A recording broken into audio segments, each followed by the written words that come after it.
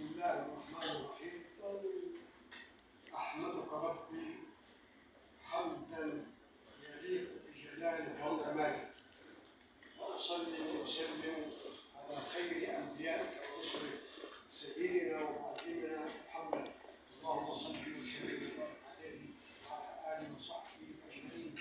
سلام الله عليكم جميعا. ثم أما بعد، فسوف أقصر حديثي عن النيل من جانب واحد فقط، لأن الحديث عن النيل يطول ويطول.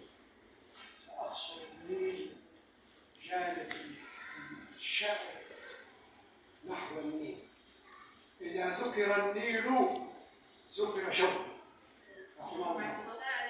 ذكر الشعراء وأكثر عطاء وإعجابا وانبهارا بالنيل وأمر شوق، فكتب تقريبا عدة 6 قصائد. طبعا المقام يضيق فيها نتحدث، ولكن سأشير على عجالة.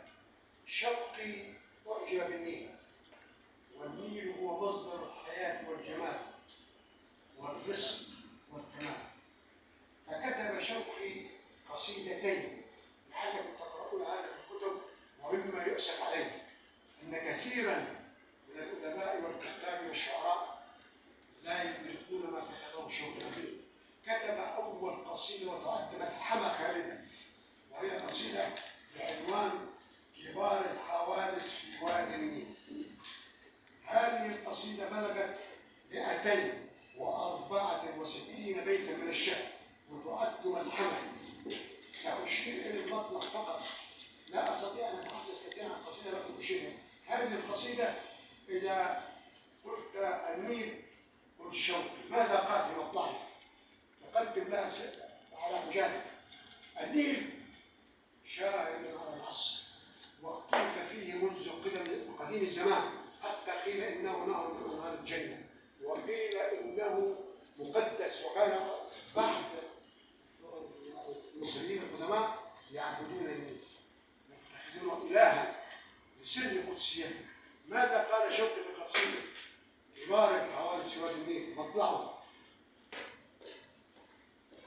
همت الفلك واحتواها الماء، وحداها بمن تقل الرجاء، ضرب البحر ذو العباد سماء قد أكبرتها السماء. هذا ملخص القصيدة في جملتين، أنه يريد أن يقول إن ماء النيل وإن هذا المخلوق شهد جميع الأحداث